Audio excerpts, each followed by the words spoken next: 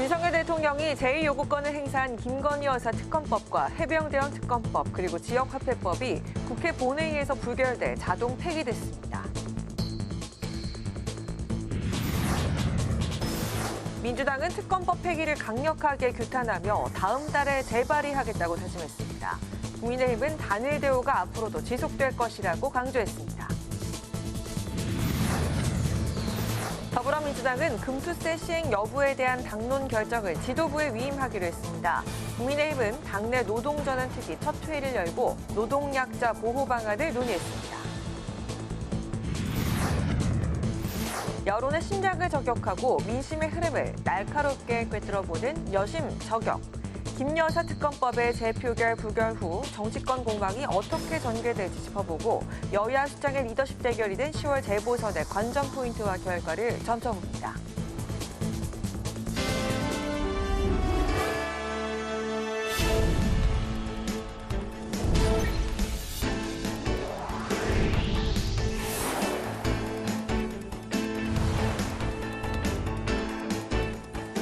여러분 안녕하십니까? 10월 4일 금요일 국회 라이브 6 시작하겠습니다.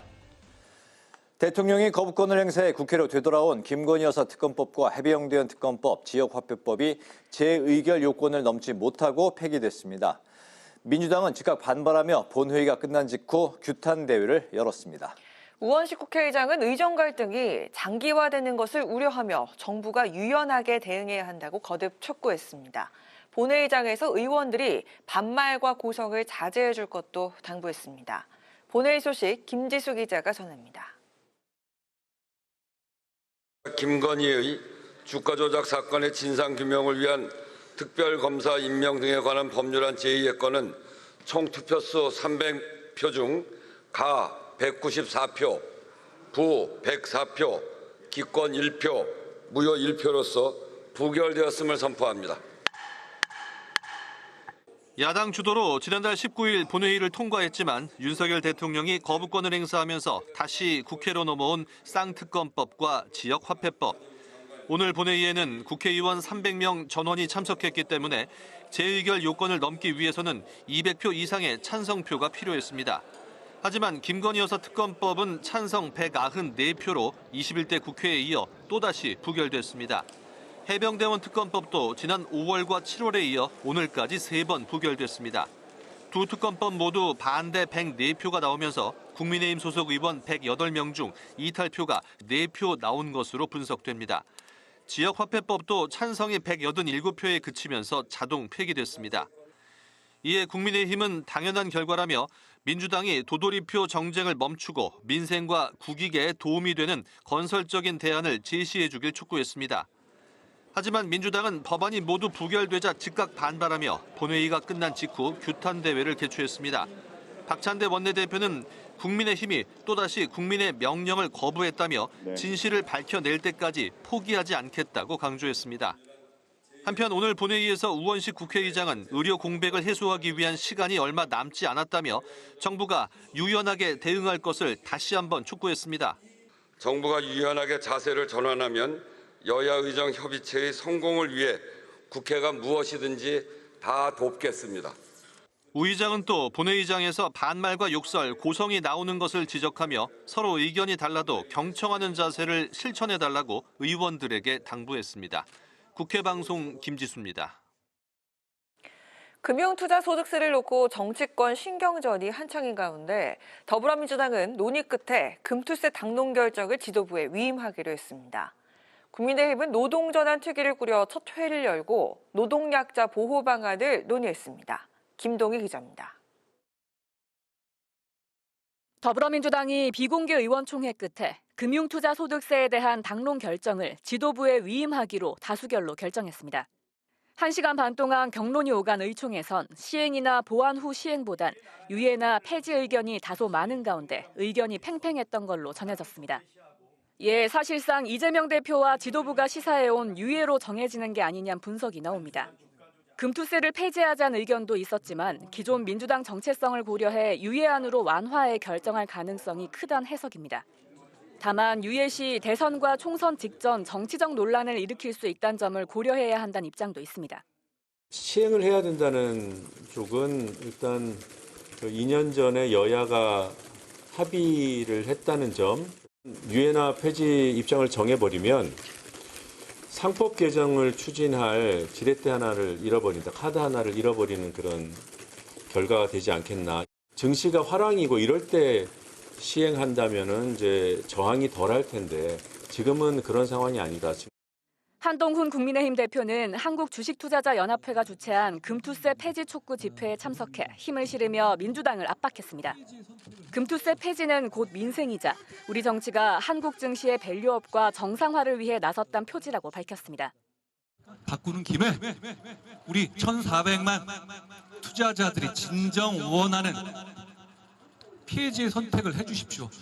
그거 입장 바꿨다고 놀리거나 뭐라고 할 사람 없습니다. 국가를 위한 판단이고 우리 국민들 그리고 투자자들을 모두를 위한 판단입니다. 한편 국민의힘은 노동전환 특별위원회 첫 회의를 열고 노동약자보호법 제정을 추진하겠다고 밝혔습니다.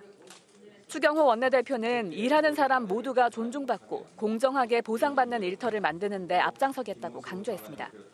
김상훈 정책위 의장도 저출생 고령화에 따른 노동시장 변화를 비롯해 노동약자 보호가 여전히 숙제라며 정부와 노동시장 전환을 위해 최대한 지원하겠다고 밝혔습니다. 국회 방송 김동희입니다.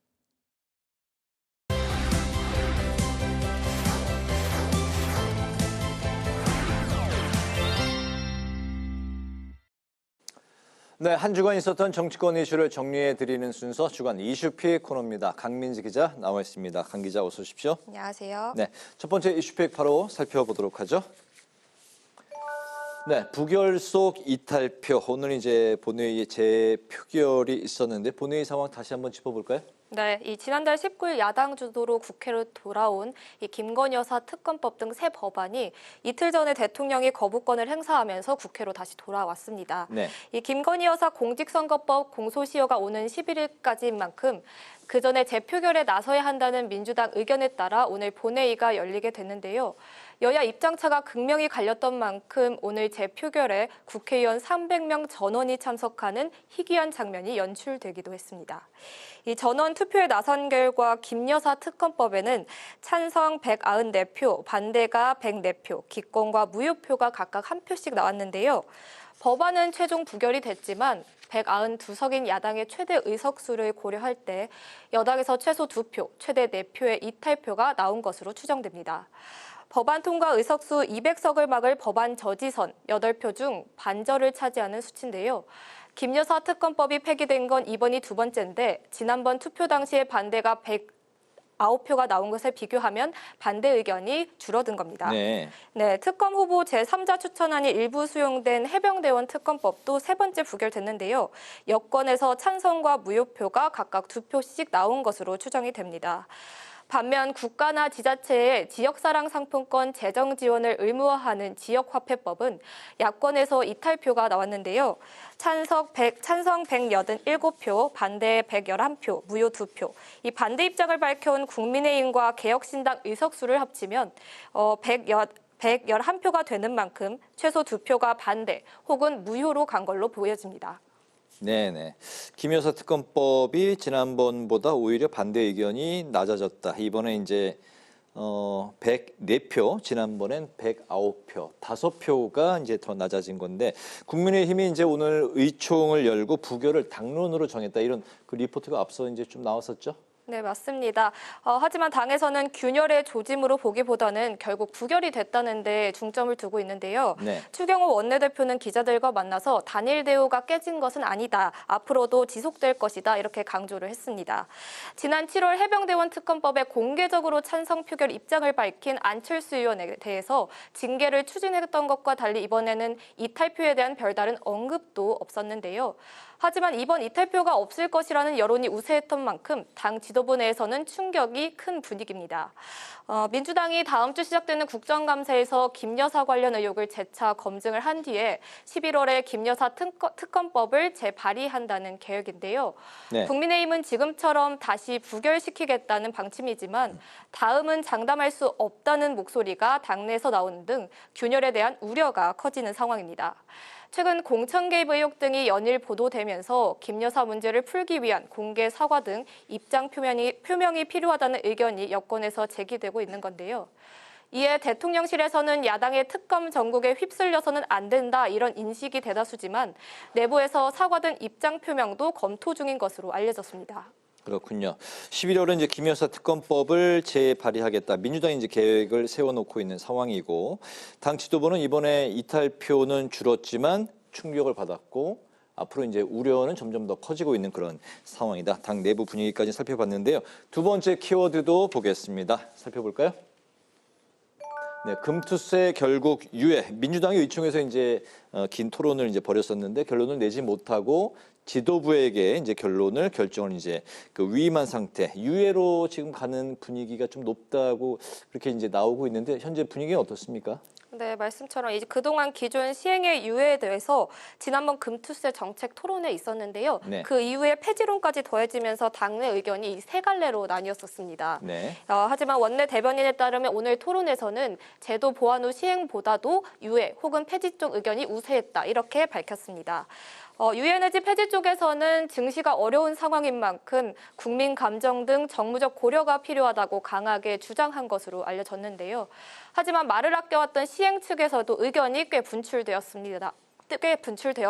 네. 특히 2년 전 합의에 통과시킨 법인 만큼 국민과의 약속을 지켜야 한다며 국회 책임성을 부각했다고 전해지는데요. 이렇게 의견이 팽팽히 갈리면서 당에서는 찬반 투표에 붙이자는 제안도 나왔는데 박찬대 원내대표가 지도부가 책임지고 결단하겠다 이런 취지로 일임을 요청했다고 합니다. 결국 최종 키는 지도부가 쥐게 됐는데요. 이재명 대표를 비롯해 진성준 정책위장을 제외하고 김민석, 이현주 최고위원 등 지도부 대부분이 금투세 유예 입장을 밝힌 만큼 이미 유예 쪽에 상당히 무게가 실린 것 같다는 분석이 지배적입니다. 하지만 사실상 선거 일정 등을 고려하면 폐지에 가깝다는 게 정치권의 시각인데요.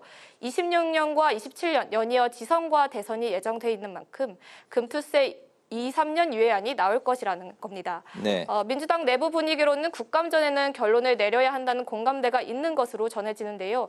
금투세 시행이 석 달도 남지 않았고 또 지난번 토론에서 나온 인버스 발언으로 여론이 악화되는 등 정치적 부담이 커지고 있는 것을 감안한 것으로 보입니다. 그러니까 금투세 유예가 이제 2년이 아니라 3년 유예안도 나오고 있는 상황이군요. 그렇다면 이제 대선이 끝난 해이기 때문에 유예에 대한 그 좀 안이 색다르게 좀 나올 수도 있을 것 같습니다.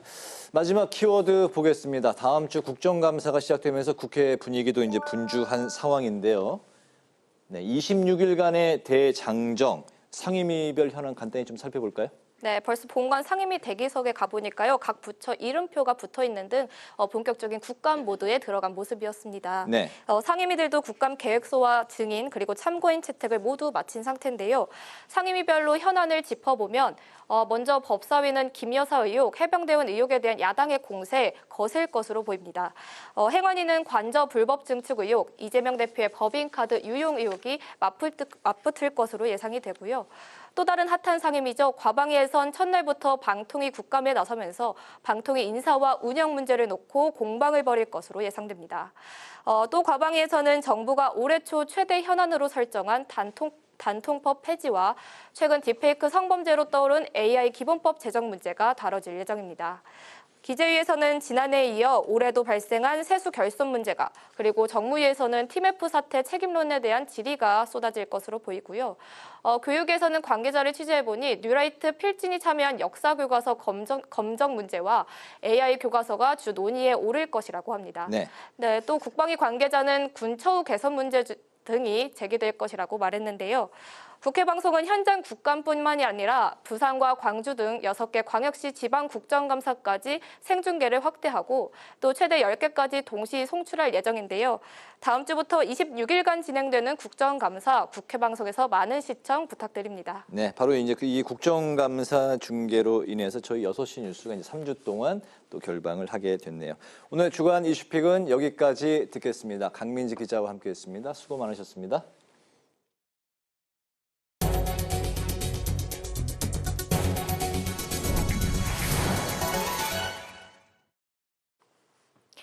국민의힘이 정부와 함께 과도한 배달앱 수수료 문제를 개선하기 위한 대책 마련에 나서겠다고 밝혔습니다. 김상훈 정책위 의장은 배달앱 수수료 문제로 자영업자 시름이 깊어지고 있다며 2만 원짜리 치킨 한 마리에 약 6천 원의 수수료를 배달 플랫폼이 가져가는 셈이라고 지적을 했습니다. 또 공정위가 배달 플랫폼 입점업체 상생협의체에서 논의된 내용을 바탕으로 대책을 준비 중이라며 당정이 배달앱 수수료 부담 완화, 불공정 개선 등 소상공인과 자영업자를 위한 실질적인 대책 마련에 나서겠다고 약속했습니다. 이재명 더불어민주당 대표가 경기 침체를 우려하며 추가 경정 예산이든 민생회복 지원금이든 뭐든 하자고 정부와 여당에 제안했습니다. 이 대표는 삼성과 SK 같은 대기업을 포함해 구조 조정에 나선 기업이 많고 카드 대출 규모도 2003년 카드 대란 사태 이후 최대라면서 가계와 기업이 어려울 때 정부가 나서는 게 기본이라고 강조했습니다. 그러면서 민생회복지원금에 대한 차등 지원이나 부분적 지원도 모두 양해하겠다고 밝혔습니다. 더불어민주당과 조국혁신당이 부산 금정구청장 보궐선거의 야권 후보 단일화에 다시 합의했습니다. 양당은 10월 5일 토요일에 후보 토론회를 갖고 5일부터 6일까지 이틀간 ARS를 통한 후보 적합도 여론조사를 실시하기로 했습니다. 여론조사 대상은 민주당, 혁신당, 지지층과 무당층으로 하고 결과는 오는 6일 17시 국회 소통관에서 발표합니다. 우원식 국회의장이 이태원 참사 특별조사위원회 송기춘 위원장을 만나 참사 진상규명을 위한 국회 적극적인 협조를 약속했습니다. 우 의장은 이태원 참사 진상규명 특별법이 본회의를 통과한 지 4개월이 지나서야 특조위 임명안이 통과됐다며 이제라도 참사의 진상규명이 본격화되고 유가족과 생존 피해자들의 의문이 해소될 수 있길 바란다고 말했습니다. 또 진상규명 과정에서 정부 부처와 기관들의 성실한 조사 참여와 자료 제출이 반드시 필요하다며 관계 기관들의 협조를 당부했습니다.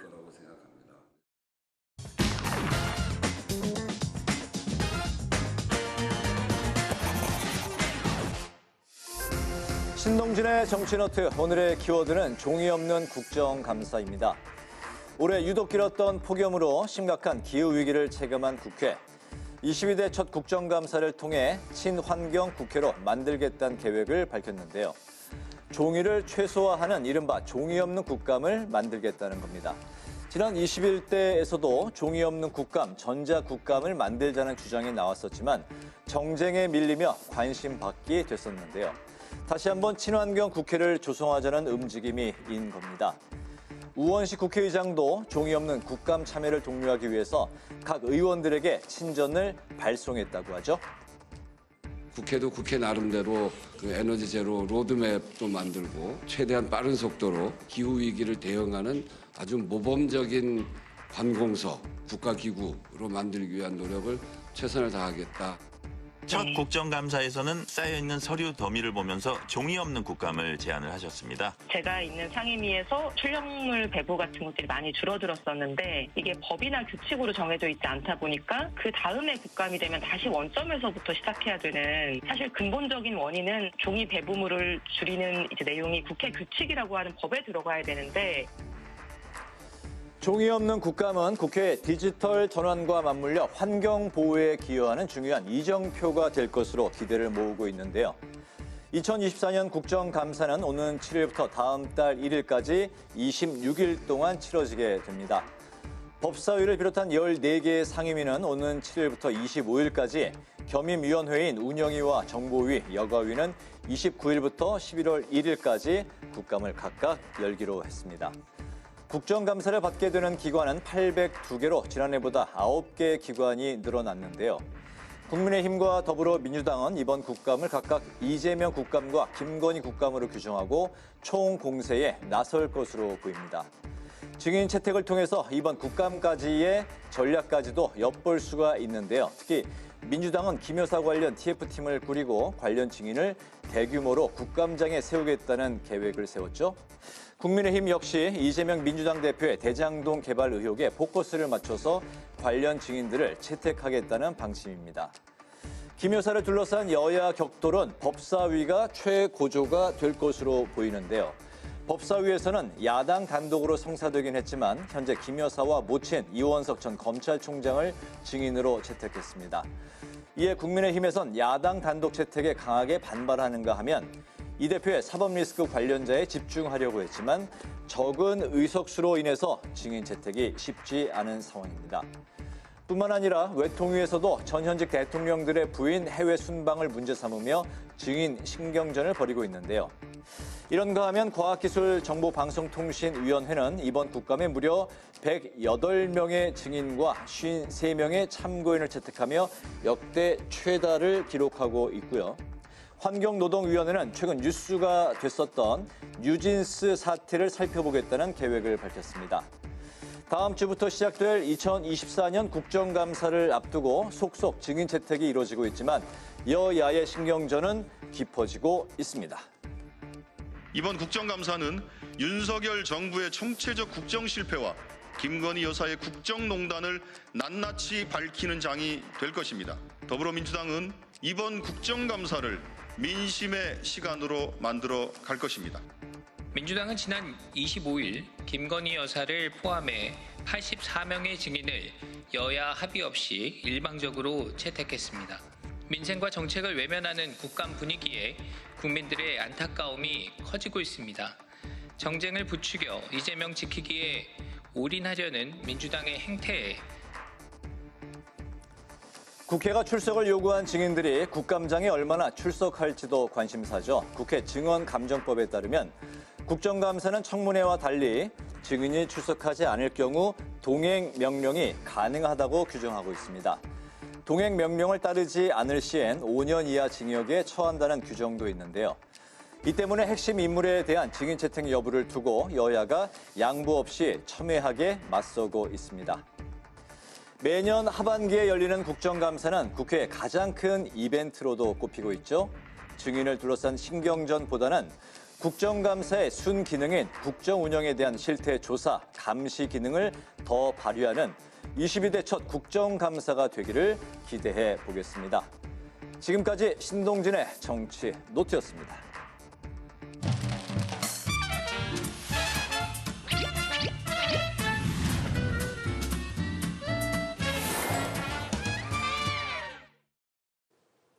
정치권 이슈와 정책 분석을 통해 여론의 심장을 저격하고 민심의 흐름을 날카롭게 꿰뚫어봅니다. 여심 저격, 장윤미 민주당 법률위 부위원장, 강전의 국민의힘 노동위 부위원장 두 분 모셨습니다. 반갑습니다. 어서 오세요. 안녕하세요.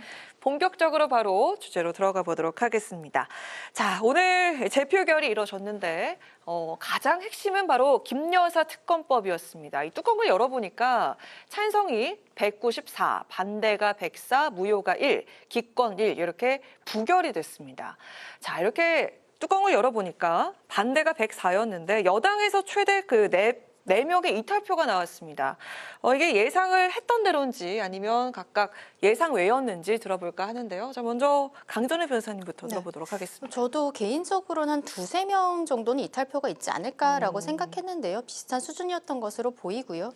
재의결 같은 경우에는 일단은 무기명 투표를 이루어지기 때문에 이 부분에 어떻게 보면 민주당에서는 8명 이상이 국민의힘에서 이탈표가 나오지 않을까라는 생각들을 하셨던 것으로 보입니다. 그런데 마지막에 한동훈 대표가 여기에 대해서 절대 받아들일 수 없다라는 이야기를 명확하게 밝힌 바가 있었죠. 기존에는 한동훈 대표가 김건희 여사의 사건과 관련해서 뭐 사과를 요구를 한다든지 국민의 눈높이에 대통령실이 맞지 않다라고 언론과 인터뷰를 한다든지 이런 것들이 있어서 어떻게 보면 친한계 의원들을 중심으로 해서 좀 이탈표가 있지 않을까라는 이야기들도 있었지만 마지막에 한동훈 대표가 거기에 대해서 명확히 하면서 이거는 좀 부결되는 것 자체는 어느 정도 예상이 되었던 것이 아닌가라고 생각을 합니다. 오늘 김건희 여사에 대한 부분뿐만이 아니라 실상은 최혜병과 관련한 특검에 있어서도 같은 숫자로서 이제 부결이 되어 있는 부분들이 있고 또 민주당에서 진행을 했었던 25만 원 지원법에 대해서도 여기서도 부결이 되지 않았습니까? 좀 이렇게 쳇바퀴 돌듯이 도는 부분들이 있고 민주당에서는 특히 김건희 여사와 관련해서는 바로 재발의를 하겠다라는 입장을 보이고 있는데 일단은 조금 이따 다시 말씀 말씀을 드리겠습니다만 이게 이번에는 한동훈 대표가 어떠한 표를 단속하는 모습들 그리고 마지막에 추경호 원내대표가 대통령과 만찬을 그 원내 지도부가 만찬을 했었던 모습들 이런 것들이 있지만 현재로서 법안 자체의 문제는 있지만 국민들의 눈높이에 있어서는 김건희 여사의 어떠한 사과라든지 아니면은 대통령실의 전향적인 입장 표명이라든지 이런 것들이 있지 않다면 다음번부터는 어떻게 될지는 조금 더 지켜봐야 하지 않을까라고 생각을 합니다. 두세 명 정도 이탈표 예상하셨는데 한 4표 정도로 네. 지금 또 예측이 되고 있는데 이거 여당의 단일 대우가 깨졌다 뭐 이런 목소리가 그 있던데 이거 어떻게 보십니까? 정도라고 보기는 어려울 것 같아요. 왜냐하면은 일단 8명 이상이 나왔어요. 이탈표가 나왔어야 되는데 국민의힘 같은 경우는 108명에 불과하기 때문에 8명이라는 비율이 굉장히 높은 부분이거든요. 근데 두세 명 정도 그리고 지금 한 최대 4명 정도로 이렇게 보이는데 네. 이 정도는 어느 정도는 예상을 하지 않았을까라고 봅니다. 네. 오늘 그 야당 측에서는 규탄 네. 대회까지 하더라고요. 맞습니다. 무결에 대해서. 네, 어떻게 보십니까? 저는 이 이탈표가 의미심장한 부분은 있다라는 생각이 들어요. 네. 왜냐하면 재표결에 붙였을 때 무기명으로 일단 하죠. 네. 지금 이게 재의결 조건은 8표입니다. 그렇다면 4표라는 건 8표랑 4표 정도 차이가 있는 거예요. 그렇다면 김건희 여사 특검법에 대해서 이미 균열은 시작됐다. 그리고 이런 이 반란표라고도 할 수 있는데 그 전에 저는 조짐이 있었다고 생각합니다. 이 말인즉슨 그동안 민주당이 계속해서 뭐 김건희 여사 특검법이나 뭐 최상병 해병의 특검법을 올렸을 때 국민의힘은 필리버스터로 맞서 왔었죠. 그런데 의원총회를 하면서 이번에는 필리버스터를 저는 개인적으로 못했다라고 생각합니다. 필리버스터라는 건 본인의 정치 어쨌든 그 신념을 본인의 이름과 얼굴을 걸고 의원들이 하시는 거예요. 김건희 여사 특검법 본인의 이름 걸고 방어할 수 있습니까? 지금 국민의힘 의원 중에 어떤 분이 총대를 맬 수 있겠습니까? 쉽지 않을 겁니다. 국민 여론이 상당히 높습니다. 그렇다면 김건희 여사 의혹은 해소가 되는 방향으로 가고 있나요? 아니죠. 연일 의혹이 터지고 있죠. 거기에 대해서 뚜렷한 해명 못 받고 있습니다. 검찰은 사실상 면죄부를 모든 면에서 주고 있는데 그렇다면 특검밖에는 대안이 될 수 없다라는 여론, 국민들이 그 선택을 하신 겁니다. 그런데 국민의힘 의원분들도 저는 당연하지만 국민 보고 정치하시는 분들이라고 생각합니다. 그렇다면 김건희 여사와 국민 중에 어떤 눈높이에 맞추는 게 맞다라는 선택을 하셨겠습니까? 네. 이제 필리버스터는 더는 못할 겁니다. 그리고 민주당은 국민 여론이 높은 만큼 이 부분이 정말 검찰이 제대로 수사하고 했다면 민주당이 저는 어떤 지점에선 역풍을 맞았을 수도 있다고 생각해요. 근데 그런 상황이 아닌 거죠. 민주당으로서는 또 야당으로서 이 부분을 계속 제기할 수밖에 없을 겁니다. 그럼 어느 순간에 4표가 5표 되고 5표가 8표 되는 거 저는 시간 문제라는 생각이 들고 이미 여당에서 균열표가 나왔다면 이제 대통령실에 어쨌든 결단이 필요한 거죠. 사과를 넘은 정확한 수사를 임하겠다는 그런 입장 표명이 나와야 어느 정도 국면 전환이 될 텐데 그럴 능력과 의지가 있는지 의문입니다. 우리 그 장유미 변호사께서 말씀하신 것처럼 이 의혹이 해소가 되기는커녕 김건희 여사 관련한 의혹들이 점점 더 불어나고 있다 이렇게 표현해 주셨는데요. 지금 이 부결 이후에 김 여사의 리스크가 더 확대가 될 것 같다 이런 시각이 존재합니다. 야당은 이른바 김건희 심판본부 설치와 함께 국감 이후에 특검법 재발을 예고를 했고요. 여당 역시도 악화되는 여론 속에 사과를 요구하는 내부 목소리가 점점 더 높아지고 있는 상황입니다. 자, 이대로라면 정말 다음엔 모른다 이런 얘기도 있는데 어떻게 맞습니다. 전망하십니까? 앞서도 말씀드렸고 또 장 변호사님께서 잘 짚어주셨는데요. 이 부분에 있어서는 대통령실과 국민의힘이 조금 더 숙고를 해야 되는 부분이라고 저는 개인적으로 생각을 하고 있습니다. 김건희 여사가 명품백을 수수했다는 의혹과 관련해서 말씀을 드리자면 일단 검찰에서는 최재형 목사 부분에서 수사심의위원회에서 기소 권고가 나왔음에도 불구하고 결과적으로는 불기소하는 것으로 모두 마무리되지 않았습니까? 이거는 어쨌든 처벌 규정이 없다는 것, 직무 관련성이 없다는 것, 이게 검찰이 본인들의 직무적인 양심을 걸고서 이야기를 했다라고 지금 하고 있는데요. 그런데 이게 법적인 책임에서는 자유로워진다고 볼 수 있겠지만 저는 정무적인 책임에서는 그렇지 않다라고 생각을 합니다. 어쨌든 대통령과 대통령의 배우자 같은 경우에는 국민들께서 선출하신 권력이고 배우자도 저는 함께 있는 사람이라고 생각을 하거든요. 이러한 상황에서 이렇게 법적인 책임이 끝났다라고 해서 그냥 그대로 끝낼 것인가? 저는 여기에 대해 이 결과가 나왔을 때 검찰의 결과가 나왔을 때 당과 대통령실에서 어떤 당연하다는 듯한 이런 의견들이 나왔단 말이죠. 저는 그게 좀 아쉬웠어요. 이때 어쨌든 법적인 부분에서 검찰의 결과는 존중을 하지만 어쨌든 이러한 것들로 대통령과 그리고 배우자가 국민들께 어떠한 혼란을 드렸던 부분들, 마음의 심려를 끼쳐드렸던 부분들에 대해서 사과하는 입장이 저는 나왔어야 된다고 생각합니다. 이런 부분들이 쌓이고 있는 것이죠. 그리고 김건희 여사와 관련해서 여러 가지 리스크들이 계속적으로 나오고 있는데 현재로서는 의혹 수준에 불과하지만 어쨌든 국민들께서 보시기에는 사건이 하나가 아니라 여러 가지가 동시다발적으로 올라오고 있기 때문에 저는 이 부분이 이재명 대표의 11월에 판결 선고까지 민주당에서 지금 가지고 있는 의혹들을 다 내놓을 것이라고 생각을 합니다. 이러한 정치적인 공세라고 하더라도 국민들께서 의혹을 가지고 계시는 거 그리고 김건희 여사의 특검 법안에 대해서 여론조사에서는 굉장히 좀 높은 수치로서 진행을 해야 된다는 게 국민들의 입장이거든요. 네. 그렇다면 여기에 대해서 저는 대통령 내외께서 6일 날 이제 또 해외 순방을 나가시는 것으로 알고 있는데 그 전에 가능하면은 어떤 입장 표명을 하고 나가시는 것이 좋지 않을까라고 생각하고 있습니다. 네, 야당 측에서는 아주 그 총력 대응을 예고하는 것 같은데, 그 김건희 심판본부 이걸 또 설치를 했더라고요. 네, 왜냐하면 이 부분과 관련해서 의혹은 전혀 해소되고 있지 않죠. 이거는 공정과 상식이 실제로 아닙니다. 제가 특정 언론사를 언급해서 그렇습니다만 보수한 일간지에서 칼럼에 이런 표현이 오늘 있더라고요. 김건희 여사가 지난 3년 동안 보수를 욕보였다는 표현을 썼습니다. 네. 보수의 가치라는 건 어느 정도 어쨌든 나라의 안정을 기하고 이런 부분에 좀 방점이 찍혀 있는 거 아니겠습니까? 지금 보수의 가치를 제대로 이 정부가 실현하고 있나요? 전혀 그래 보이지 않는 거죠. 도이치모터스와 관련해서도 이 부분 불기소 쪽으로 기운다는 언론이 계속 이제 타전되고 있는데 그렇게 해서는 특검을 벗어나기 어려울 겁니다. 네. 가장 붙어 있는 전주가 이미 유죄를 받았어요. 대법원 단계가 남았지만 뒤집어질 가능성 전 개인적으로 낮다라고 생각합니다. 여러 명의 가담자 중에 거의 유일하게 23억 원의 이익을 올렸습니다. 이거 어떻게 설명할 겁니까? 이런 항소심 판결이 나오고 대통령실에서는 함구하고 있습니다. 1심에서 이 전주가 무죄가 받았을 때는 이것 봐라, 김건희 여사도 무죄다라고 항변했었죠. 그러면서 항소심 단계에 이르니까 연락을 최소한 도이치모터스 일당과 주고받지 않았다라고 했습니다. 최근에 보도 어떻습니까?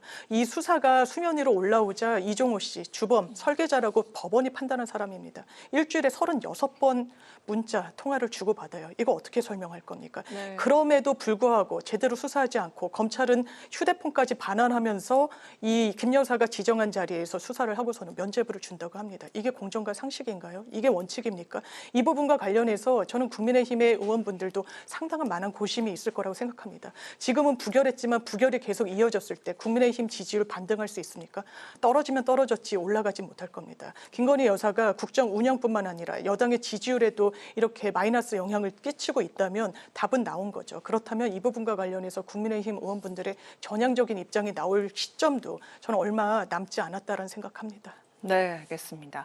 자, 그리고 민생회복지원금 25만 원 지원법과 그리고 패키지인 지역화폐법도 부결돼서 폐기가 됐습니다. 한국은행 자료에 따르면요, 소득의 100%가 고스란히 빚 갚는 데 들어가는 사람이 무려 157만 명이나 되고요. 정부가 내놓은 자영업자 저금리 대출 갈아타기 대책은요, 8.9%만 대출 승인이 난다고 합니다. 적은 숫자입니다.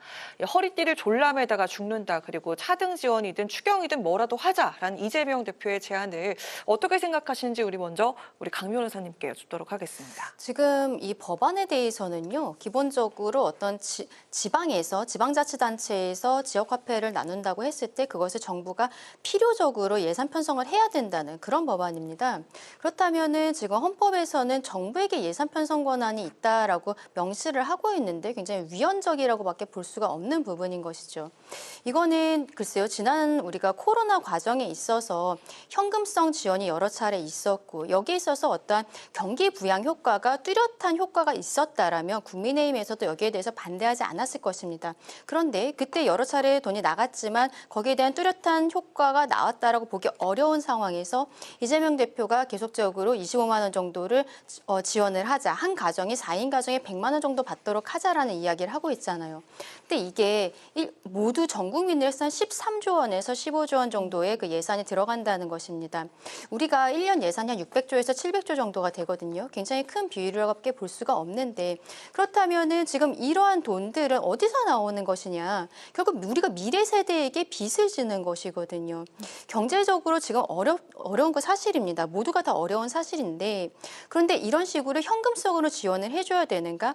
지금 정부에서는 자영업자들을 위해서 뭐 유류세 인하 조치를 연장을 한다든지 그리고 간접적인 방식으로서 지원금은 계속적으로 늘려가고 있습니다. 근데 민주당에서 이야기하고 있는 것은 이런 간접적인 지원이 아니라 현금성, 네. 현금을 주든 아니면 지역화폐를 지급을 하든 현금성 지원을 하자는 것이거든요. 이런 것들에 대한 효과가 정확하지 않은 상황에서 계속적으로 굉장히 천문학적인 예산이 들어가고 있고 네. 또 이러한 상황에서 국민의 입장에서 게다가 위헌적인 법률이란 말이죠. 이거를 들어갈 수는 없는 것이다라고 생각을 합니다. 민주당에서 본인들이 다음번에 수권정당을 생각하고 있다면 이런 예산 편성 권한이라든지 헌법 상권 분립의 원칙에 맞지도 않는 이러한 법안들을 무리하게 어떠한 선심성으로 만드는 것 이런 것들은 지양해야 된다라고 생각합니다. 네. 야당 측에선 뭐라도 해야 한다라는 그런 입장으로 이렇게 발표한 것 같습니다. 많은 경제 전문가들이 그렇게 진단하고 있습니다. 우리나라 내수가 쪼그라들지 못해 서민들 곡소리 나고 있어요. 물가는 고공행진이고 자영업 폐업률은 정말 매우 높습니다. 중앙일보에서 자영업자 신층 취재를 하고 있는데 정말 상황이 좋지 않습니다. 그렇다면 이 정부에서는 세수 걱정을 상당히 많이 하죠. 재정 건전성을 기치로 내건 것도 맞습니다. 그렇다면 나라 국가는 제대로 지켰습니까? 그렇지 않아요. 이른바 부자 감세, 법인세가 상당히 낮아지면서 세수가 지난해 60조 원 가까이 펑크가 났습니다. 올해 들어서도 30조 원 이상이 이미 펑크가 났기 때문에 역대급으로 나라 국가는 지키지 못한 거죠. 그렇다면 세출은 확보할 수 있습니까? 지금 시장이 쪼그라들어서 안 된다는 겁니다. 뭐라도 특단의 정책이 있어야 된다. 재정과 관련해서 어쨌든 적극 재정이 필요한 시점이다. 많은 경제 전문가들이 그러고 있습니다. 뭐라도 마중물이 될 수 있도록 현금성 지원이라고 하지만 그게 금기시되는 건 아닙니다. 그게 정책 효과를 낼 수도 있는 거거든요. 만약에 여당 입장대로 이게 정말 세원 확보를 하는 데 있어서 마이너스가 되고 물가를 상승시키는 견인으로 작동을 한다면 제한적으로 선별적으로 정말 필요한 분들께 지원할 수 있는 겁니다. 그것과 관련해서 논의조차 하지 못한다. 대단히 소극적인 태도인 거죠. 그렇다면 경제 운영을 잘하고 있나요? 이 정부가. 그렇다면 여러 대안과 관련해서 추경이든 뭐든 이런 어떤 대안 모색이 있어야 되는데 그냥 원리 원칙대로 그냥 교과서대로 이렇게 본인들의 입장을 위한 이념을 위한 정치가 바로 이런 거 아니겠습니까? 정책은 실무에 기반해가지고 대안을 내야 되는 게 맞지 않겠습니까? 근데 아무것도 하지 않는다라고 해서 그렇다면 뭐가 나아질 기미라도 보입니까? 그렇지 않다라면 많은 대안을 야당과 함께 모색해보는 게 책임 있는 국정운영의 자세 아닐까요? 그런데 그것조차 하지 못하겠다. 야당이 제기하면 그건 무조건 안 된다라는 태도로 어떤 전향적인 태도와 시장이 살아나는 기미가 있겠습니까? 아무것도 하지 않으면 아무 일도 일어나지 않는 겁니다. 제발 전향적으로 이런 국가 살림살이와 관련해서 시장경제 활성화 관련해서 고민이 좀 있었으면 좋겠다 이렇게 말씀드립니다. 네. 자, 이런 가운데 민주당은 오늘 그 의총에서 금투세 결론을 지도부에 위임을 하기로 결정을 했습니다. 의총에서 결론이 좀 날 줄 알았는데 지도부로 갔습니다. 토론회까지도 토론회와 의총까지 거쳤는데도 결정적으로 지도부에 위임을 했다는 건 좀 어떤 의미인지 짚어볼까 하는데요. 이 지도부가 어떤 결론을 내리든 앞으로도 여진이 좀 예상이 되고 있는 상황인데 만약에 그 좀 유예나 폐지로 결정을 내린다면은 이 민주당이 얻는 것과 잃는 게 어떤 게 있을지 좀 궁금하고 유예가 된다면은 좀 3년 정도 유예를 해서 대선 이후로 좀 미룰 수 있지 않을까 이런 시각도 있거든요. 그렇죠. 여러 어떤 상황에 대한 모색이 좀 있는 것 같습니다. 저는 개인적으로 이게 여야 합의로 통과됐던 법이고 시장에 이미 신호를 줬기 때문에 시장의 어떤 안정성과 또 해외 입법례를 차용한다면 이거는 과세하는 게 맞다고 생각합니다만 400만 명에 이르는 주식 투자자들이 상당히 비토 목소리를 많이 내고 있습니다. 또 그분들이 하시는 말씀을 들으면 소득 있는 곳에 과세하는 그 부분에 대해서 비판을 한다라기보단 더 넘어서서 이게 주식시장이란 건 전 세계적으로 연동이 돼서 돌아가다 보니까 한국 주식시장이란 게 전 세계적으로는 엄청 큰 뭐 매력이 있는 시장이라고 보기는 어려우니 과세까지 하게 되면 이른바 큰손 투자자들이 빠져나갈 것이다. 물론 미국도 굉장히 많이 과세를 합니다. 하지만 배당이나 이런 면에서는 어쨌든 주주들의 이익을 실현시키는 면에 있어서는 한국 시장보다는 낮기 때문에 우리가 더 경쟁성을 가지지 못할 거다. 이런 우려가 있는 겁니다. 그렇다면 이런 부분과 관련해서 민주당이 어떤 선택을 할 수 있을 것인지, 더더군다나 여당에서도 오히려 폐지를 당론으로 또 펴고 있는 부분이 있기 때문에 그렇다면 중간점에서 어떤 선택을 할 것인가. 지금 정성호 의원 같은 경우에는 오히려 폐지를 하는 것이 좀 맞지 않겠느냐라는 취지의 뉘앙스의 말씀도 하시는데 민주당에서도 굉장히 노선이 많고 의견들이 분분합니다. 그래서 뭐 이른바 디베이트를 하고 그 이후에 의총을 겪었어도 이게 총의가 모아지지가 않는 거예요. 그렇다면 이 부분과 관련해서는 정무적인 판단도 필요한 만큼 지도부에 이리 많은 선택을 한 것 같고 아마 유예를 하더라도 짚어주신 대로 대선 이후로 미루거나 왜냐하면 이게 또 선거와 연동돼서 이런 정무적인 판단을 하는 부분이 분명히 있기 때문에 아마 좀 많이 뒤로 미뤄지거나 아니면 아예 좀 폐지 수순으로 가는 게 아닌가 싶습니다. 한동훈 대표는 어차피 뭐 민주당 측에서 입장을 바꿀 거다 이렇게 좀 비판을 하기도 했더라고요.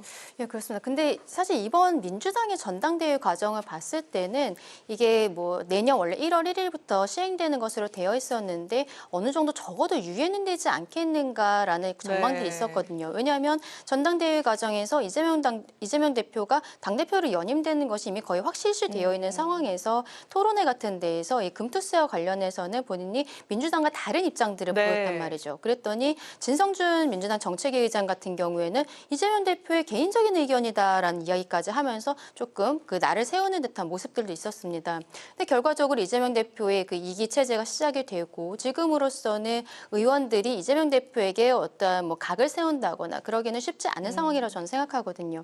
그래서 저는 사실은 이번에 그 의원 총회에 있어서 최근에 정성호 의원이 방송에서 본인이 그동안에는 유예가 맞다고 생각했는데 요즘 생각해보니까 폐지가 맞다라는 이야기를 하는 것을 보고 아 이제는 폐지로 가는 것이구나. 이재명 대표의 생각과 같이 가는구나를 생각했는데 오늘 의원총회에서 결론을 못 냈다라는 거예요. 저는 유예로서 결론을 내고 다만 폐지에 있어서도 조금 열려있는 상태로 지도부에 만약에 공을 넘긴다면 그 정도의 입장은 표명하지 않을까라고 생각했는데 아예 뭐 그런 입장 정리가 되지 않은 채로 그냥 전적으로 지도부에 맡기는 형태로 결론이 났다는 것이죠. 그것은 이제 내부에서는 민주당이 그동안의 금투세에 대해서 주도적으로 진행을 해왔었고 여기에 대해서 비토하는 목소리가 강하게 있었던 것이 아닌가라고 저는 생각을 해요. 그동안에 이재명 대표가 어떤 단일 대우로서 나가던 부분들에 조금의 이제 크랙이 생긴 것이 아닌가. 저는 오히려 오늘 그 의원총회에서 결과를 못 냈다는 부분이 이재명 대표의 11월의 사법 리스크라든지 최근에 나오는 문제점들 이런 것들이 있기 때문에 이제는 의원들이 뭐 공천이라든지 이런 것들이 이미 다 끝난 상황 아니겠습니까?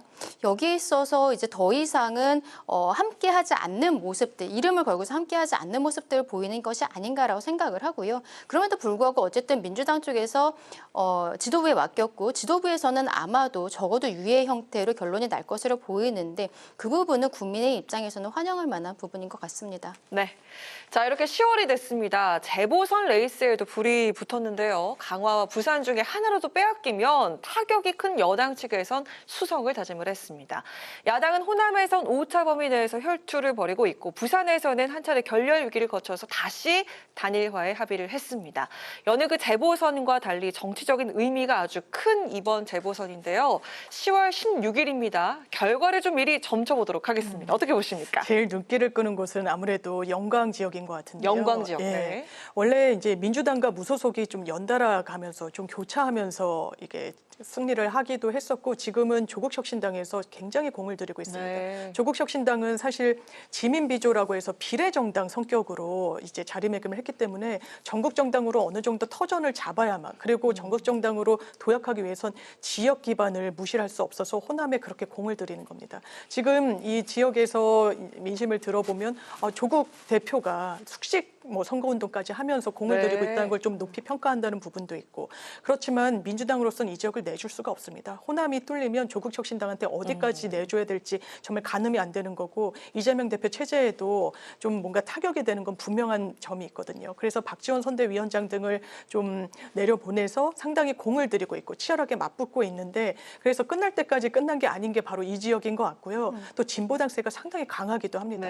그럼 진보당의 이 표심이 어느 당한테 더 타격을 줄 것인지, 민주당 표를 가져갈 것인지 아니면 조국혁신당 표를 가져갈 것인지. 네. 그리고 이 부분과 관련해서는 조국혁신당과 민주당은 단일화는 할 수 없고 끝까지 아마 경쟁 구도로 갈 수밖에 없을 겁니다. 또 상대적으로 국민의힘의 어떤 그 선거 전략이나 이런 부분이 호남에선 조망이 많이 안 되지만 한동훈 대표가 이 지역에서 만약에 굉장히 낮은 지지율을 호남에서 얻는다, 이거는 당연히 지지세에 타격이 갈 수밖에 없을 네. 겁니다. 이준석 대표 체제일 때는 호남에 상당히 공을 많이 들였죠. 한 15% 정도 때까지 두 자릿수까지 나왔었습니다. 한동훈 대표 거기에 비해서 크게 호남 민심과 관련해서 공을 들인다는 느낌은 없는 상황에서 선거를 치렀을 때 한 자릿수가 나오거나 하면은 이 부분은 아무래도 타격이 될 수밖에 없을 겁니다. 전남 영광 지역에서 국민의힘은 한 자릿수 득표 예상하십니까? 아니면 두 자릿수로 갈까요? 저는 한 자릿수 나올 거라고 보고 통상의 선거보다도 더 낮게 나올 거라고 생각하는데 이거는 또 대통령에 대한 평가도 연동이 돼 있는 부분이 있다 보니까 네. 한동훈 대표의 어떤 개인기나 이런 걸로는 뚫기 상당히 어려운 지점도 있어 보입니다. 그렇다면 국민의힘이 호남에서 패배를 해도 잘 싸웠지만 졌다와 그냥 완패를 했다는 완전히 다른 거거든요. 또 하나는 인천 강화도 지금 보수표가 분열되고 있습니다. 금정도 기본적으로 국민의힘의 굉장히 호의적인 지역이지만 네. 지금 대통령 인기가 별로 좋지 않아서 여러 부분과 관련해서 또 이른바 반란표가 있지 않을까 이 민주당은 기대하는 것 같습니다. 국민의힘 측에서 쉽지 않을 것이다 이렇게 예측을 하셨는데요. 한 자릿수 결과도 예측을 하셨습니다. 지금 좀 눈여겨보는 지역과 또 관전 포인트 있을까요? 지금 뭐 네 군데에서 선거를 하게 되는데 장 변호사님 짚어주신 것처럼 영광이 가장 핫한 곳인 것은 맞는 것 같아요. 네. 왜냐하면은 지금 민주당과 조국혁신당뿐만이 아니라 진보당 후보까지가 최근 나온 여론조사를 보면 30, 30, 30으로 네. 이렇게 나와 있는 상황이거든요. 진보당 후보 같은 경우에는 한 2, 3주 전까지만 한 16% 정도가 있었는데 지금 30%까지 올라온 상황입니다. 근데 진보당 후보가 만약에 끝까지 가지 않고 중간에 누군가를 지지하는 형태로 하게 그럴 된다면 가능성도 있죠. 저는 오히려 민주당보다는 조국혁신당 쪽과 합칠 가능성 더 있지 않을까라는 생각도 진보당과 들어요. 혁신당이 합친다? 그러니까 후보가 단일화하는 네, 그렇죠, 과정에 그렇죠. 있어서 지금 네. 조국혁신당과 민주당은 전혀 단일화를 할 것이 아니기 때문에 오히려 그러면은 또 다른 상황이 벌어질 수도 있겠다라고 생각이 듭니다. 지금 조국혁신당과 민주당의 관계 설정에 굉장히 좀 애매한 부분들이 있는데 처음에 조국 대표가 당시에 이제 출마를 하겠다, 창당을 하겠다라고 얘기를 했을 때만 해도 12명이라는 의원이 되는 이런 거대 정당이 될 것이라고는 아무도 상상을 못했었잖아요. 근데 그때 이제 문재인 전 대통령께서 뭐 열심히 해봐라라고 이야기를 하셨고 이후에 지민비조 그리고 어떠한 선명성 이런 것으로서 12명이라는 그 의원들이 들어가게 되지 않았습니까? 비례로만 12명인데 근데 그 민주당에서 그 전에 총선 공약으로서 교섭단체가 지금 20명 이상이 되어야 돼요. 근데 교섭단체 구성 요건에 대해서 10명 정도를 낮추겠다는 게 총선의 공약이었습니다. 당의 공약이었는데 조국혁신당이 12명으로서 들어오니까 그 이후에는 아무것도 진행을 하지 않는 거예요. 네. 조국혁신당 측에서 그것을 요청을 해도 더 이상 진행하지 않겠다라는 걸 지금 거의 명확히 하고 있는 상황이죠.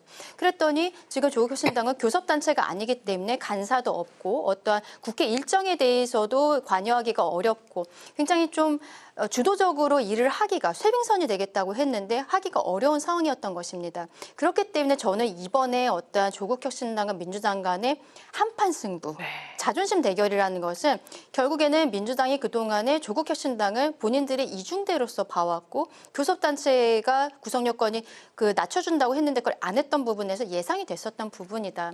결과적으로는 영광에서 근데 30, 30, 30이라고 지금 말씀을 드렸잖아요. 이제 며칠 남지 않았는데 이재명 대표 입장에서는 여기에서 혹시라도 뒤집혀졌을 때 굉장히 본인의 이기 체제에 있어서의 불안감이 증폭될 수가 있는 것이죠. 앞서 말씀드렸지만 11월에 지금 2개의 사건 선고가 있고 오늘 금투세와 관련해서 의원총회에서도 어떠한 결론이 내지 못했던 부분이 이재명 대표에 대해서 조금은 이제 크랙이 나고 있는 것이 아닌가라고 저는 아까 그렇게 말씀을 드렸잖아요. 이재명 대표 입장에서는 이겨도 본전인 상황입니다.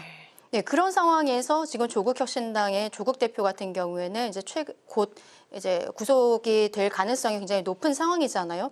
마지막까지 정말 사활을 걸고 이렇게 하고 있는 상황에서 이 영광이 아무래도 가장 핫한 지역이 될 것으로 보이고 그리고 장 변호사님도 잘 말씀을 주셨는데 금정과 강화 같은 경우에는 국민의힘에서는 어떠한 좀 더 좋은 지역이라고 볼 수 있겠지만 강화는 안상수 전 인천시장이 무소속으로 출마를 하는 과정이 과정에서 워낙 인지도가 높으신 분이기 때문에 표가 이제 분산이 될 수가 있는 거죠. 한동훈 대표가 복당은 없다라고 정확히 이야기를 했습니다만 지금 거기에 대해서 안상수 시장 쪽에서는 계속하는 형태로 나가고 있는 것입니다. 그리고 금정 같은 경우에도 민주당과 조국혁신당이 어제 저녁에는 뭐 단일화 한다고 했다가 오늘 오전에 또 안 한다고 했다가 조금 아까 또 이제 협의가 되어가고 있다라고 속보로 뜨고 있는데 만약에 여기에 있어서 단일화를 하고 그리고 지금 국민의힘에서 나간 후보가 대통령에 대한 인기가 뭐 높지가 않은 상황이기 때문에 만약에 그 지역 주민들의 마음을 얻지 못한다면 한동훈 대표 입장에서는 과거에 김기현 전 대표가 강서구청장 보궐선거에서 참패를 하고서 물러난 부분들이 있지 않습니까? 네. 그것을 기억을 안 할 수가 없는 상황일 거예요. 그래서 여기에 있어서는 처음에는 조그마한 미니 지역 4군데가 그 선거를 하는구나라고 했었지만 지금 오히려 돌아가는 판세는 굉장히 중요한 상황이 되어버렸다라고 보입니다. 네. 이 마지막 질문에 대해서는 좀 짧게 들어보고 마무리를 해야 될 것 같습니다. 다음 주부터 22대 국회 첫 국정감사가 시작이 되는데요. 준비 중인 모습을 보면은 정쟁 국감이 예상이 되고 있습니다. 김건희 국감 대 이재명 국감이다 이런 표현도 나오고 있는데 자, 이번 국감에서 과연 어떤 문제들이 철저하게 밝혀지길 우리 국민들께서 원할지 짧게 한번 들어보도록 하겠습니다. 김건희 여사에 대한 의혹 국회가 풀어야 될 숙제가 있죠. 야당이 그걸 제대로 못하면 그거야말로 직무유기입니다. 김건희 여사 공천 개입부터 국민의힘 당무 개입 의혹까지 특히 공천 개입과 관련해서는 지금까지 언론에 알파벳 이모 씨라고 소개됐던 강모 씨가 증인으로 나오기로 했습니다. 어느 정도 실체에 접근할 수 있을지 상당히 좀 눈길을 끄는 부분이 있어서 이 부분에 대해서 상당히 좀 논란이 예상됩니다. 네. 저는 이제 그저께 있었던 국회에서의 청문회, 박상용 검사에 대한 탄핵 청문회가 있었는데 여기에서 나온 녹취 파일이 오히려 지금 이화영 증인으로 나왔던 이화영 부지사 그리고 이재명 대표에게 불리해 보이는 내용들이 나왔거든요. 뭐 어떤 그 비용을 그 쌍방울로부터 받았다라든지 이런 의혹들에 있어서 이화영 부지사가 변호인과 대화를 하는 녹취 파일이 지금 공개가 되었는데 이 부분에 있어서 아마 국민의 입장에서는 좀 중점적으로 다루지 않을까 싶습니다. 이 녹음을 한 당사자인 변호사와 그리고 이화영 부지사가 입장 변경이 있었을 때 그 방북과 관련해서 이재명 대표에게 보고를 했느냐 안 했느냐 여기에 있어서 진술이 번복된 부분들이 있거든요. 그때 이제 관여를 했었던 변호사라든지 이런 사람들을 증인으로 부르면서 아마도 그저께 있었던 새로 나온 증거들과 관련해서 조금 더 좀 불타오르는 국감이 되지 않을까라고 생각합니다. 자, 7일부터 시작이 됩니다. 국정감사. 국회 방송 생중계를 통해서 유튜브에서 실시간으로 보실 수가 있고요. 특히 올해는 그 현장 국감뿐 아니라 6개 광역시도의 지방 분방 국감도 생중계가 됩니다. 국정감사에 직접 참여하는 마음으로 지켜봐 주시면 대단히 감사하겠습니다. 자, 그리고 아쉬운 소식 한 가지가 있는데요. 오늘이 두 분과 함께하는 마지막 여심저격 시간이었습니다.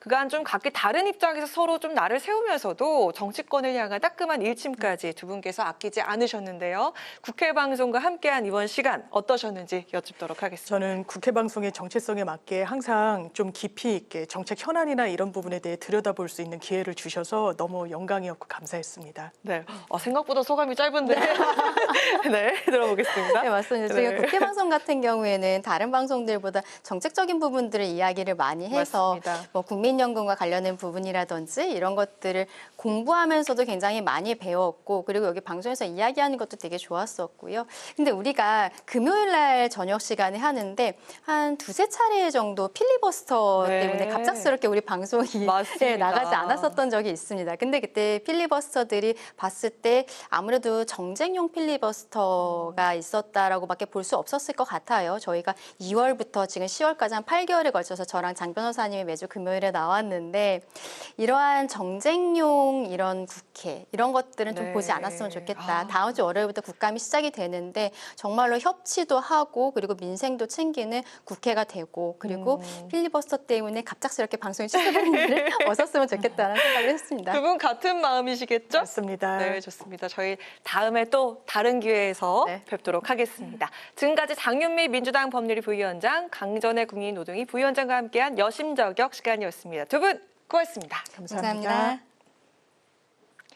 네, 오늘 국회 라이브 6 여기까지입니다. 저희는 국정감사가 끝난 후 10월 28일에 다시 찾아오도록 하겠습니다. 편안한 주말 보내십시오.